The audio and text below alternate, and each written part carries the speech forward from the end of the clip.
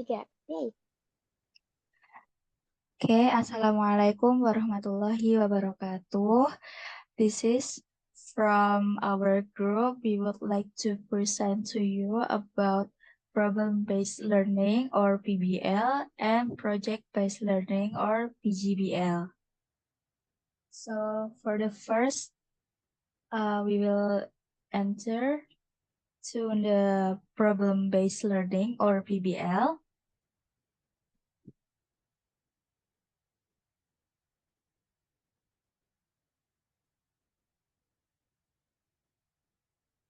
Okay, so the definition of problem-based learning or PBL. Problem-based learning or PBL is a way of learning in which students are given a problem that relates to their lesson. The student's task is to figure out how to solve the problem.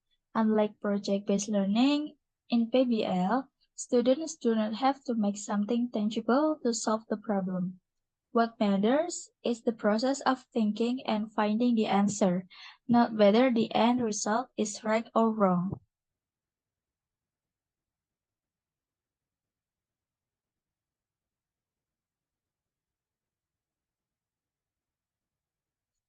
Okay, next, we are entering to the features of PBL or characteristic of PBL.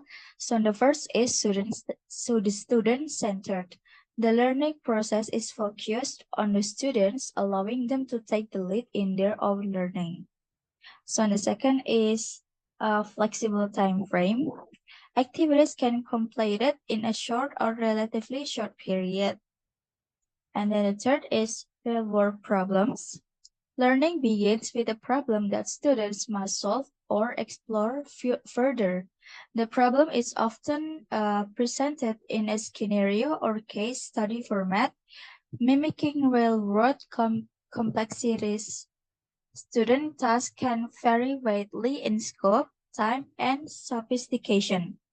So the last is process-oriented. The end result is a solution to the given problem, which doesn't necessarily need to be a specific product. It could be a written report or presentation.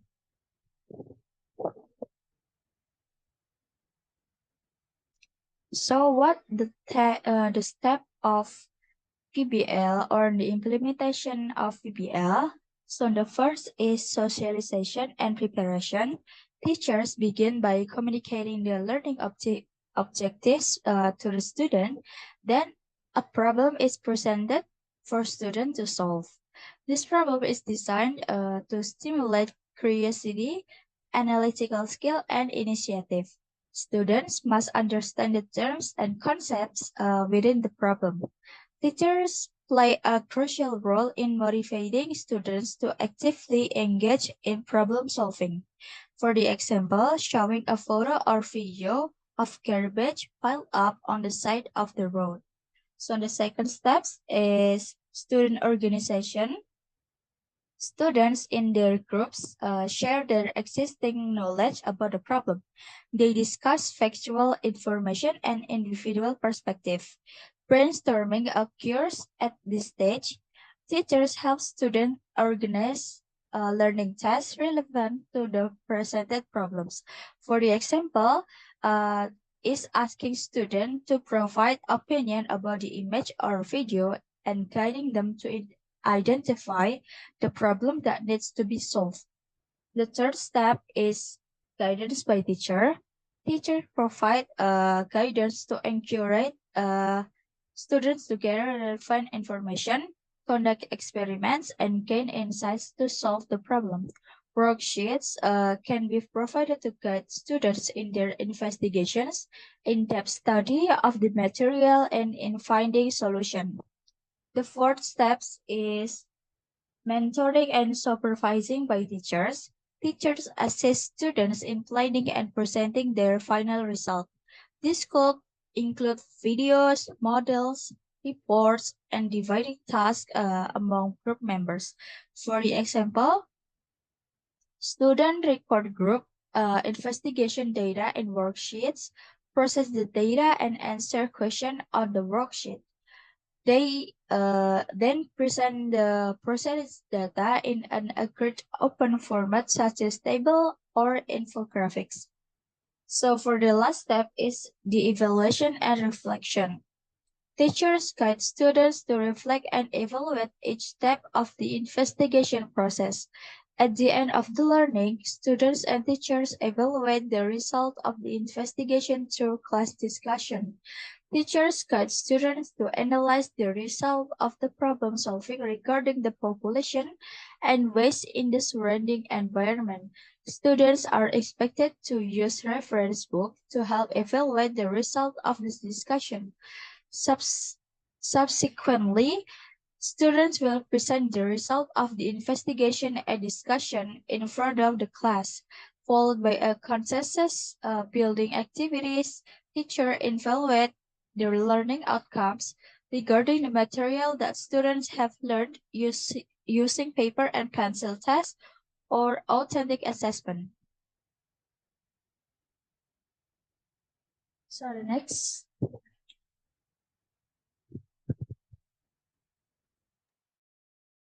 So the next is the definition of project-based learning or PGBL. So project-based learning is a teaching method that uses projects activities as tools for learning. Students are encouraged to explore, evaluate, interpret, synthesize, and apply information to create different types of learning outcomes. The student-centered approach helps students delve deeply into a topic through research-based problem solving. By taking significance for problem, students actively construct the knowledge. By tackling significant real-world problems, students can actively construct their knowledge.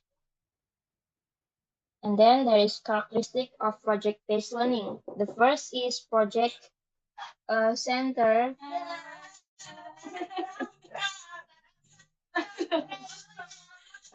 Project center. The first is project as the center of learning. As the name suggests, projects are the focal points of learning. The second is question or problem focus.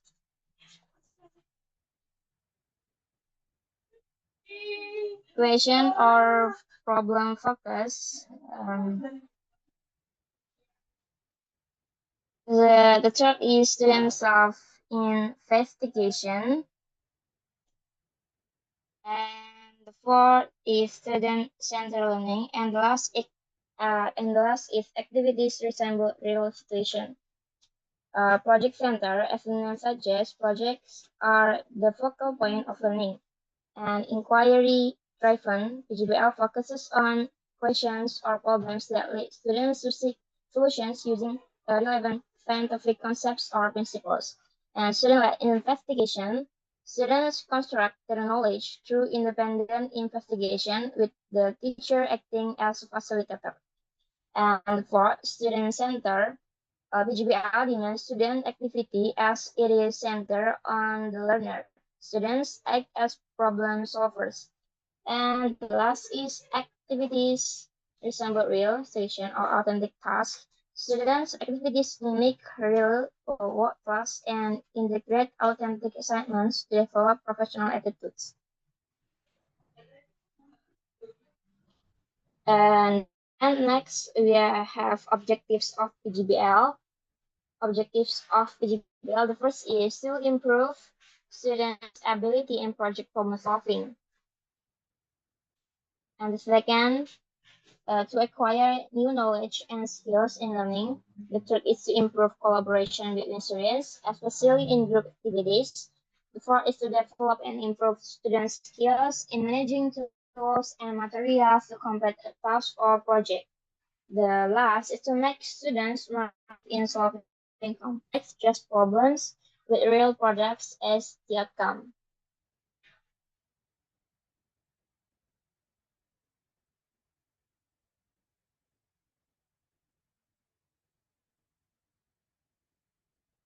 So there are 6 steps of implementing project project-based learning. The first is introducing an essential question. If we begin the lesson by presenting the challenging question, this question should inspire students to engage in activities that help them answer it. Typically, topics are based on real-world scenarios and start with in-depth investigation. Second is project planning. Plan the project collaboratively with students. This fosters a sense of ownership. The planning includes establishing current rules, selecting activities that support answering the essential question by interrogating various subjects, and identifying the tools and materials needed. And the third is creating a timeline. Develop a timeline or schedule of activities. A clear timeline keeps students focused. Teacher should allow time for exploration while also redirecting students if they deviate from the project's goal. Given the duration of projects, group work outside of class hours may be necessary. Complete projects are presented in class. And the fourth, teacher facilitation. Monitor the progress of the project, facilitate students throughout the process, acting as a mentor who teaches them how to work in a group. Students can choose their roles, ensuring the group success. And the fifth, assessment. Assessment is evaluate the final product. Assessment measures the achievement of standards, evaluate individual students' progress, provides feedback on understanding, and grades feature instruction. Assessment often involves group presentation. And last is evaluation. That is conduct a final evaluation at the end of the PGBL process. Both teachers and students reflect on the activities and outcomes. This can be done individually or as a group. The students share their feelings and experiences during the project. So, example of the PGBL is project for first grade students could involve creating math connectors. So the problem is to find a way to encourage people to wear masks during the pandemic. And then there is a suggestion for enhancement. The first is deeper dive into assessment. Consider discussing different types of assessment, formative, summative, peer, self, and how they can be integrated into the digital skill. And then highlight the role of differentiation. Emphasize how PGBL can be differentiated to meet the needs of diverse learners. And then address challenges. Discuss common challenges teachers face when implementing PGBL, such as time constraints and resource limitation, and offer strategies to overcome them. Connect to real-world issues, provide more examples of PGBL projects that connect to real-world issues and address global challenges. And the last is emphasize 21 center skills explicitly how PGBL develops 21 century skills such as critical thinking, creativity, cooperation, and communication. So by incorporating this suggestion, the text can provide a more comprehensive and practical guide for educators interested in implementing GBL in their classroom. And then difference between PBL and PGBL, Hilda can present it, the difference. Okay, so the last is the difference between PBL and PGBL. PBL or problem-based learning and PGBL or project-based learning are two experiential learning approaches that differ in focus. PBL emphasizes solving real-world problems where students are encouraged to think critically in analyzing situation and finding solutions. In PBL, the learning process begins with a problem that becomes the center of discussion and exploration, with the outcome being a solution to the problem. On the other hand, PGBL is centered around a project that students work on, where they design, manage, and produce a final product or work. PGBL focuses on collaboration and project management skills, with the final result being a tangible product. Teachers in PBL act as facilitator, while in PGBL they serve more as project guides.